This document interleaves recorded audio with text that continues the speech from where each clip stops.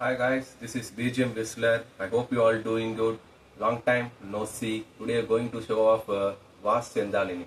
Here we go.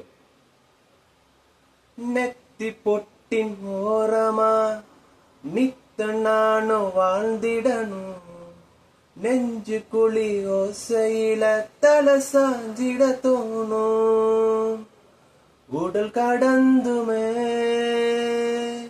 உயிர் பறக்குமே புது பிரபஞ்சமே நமக்காகவே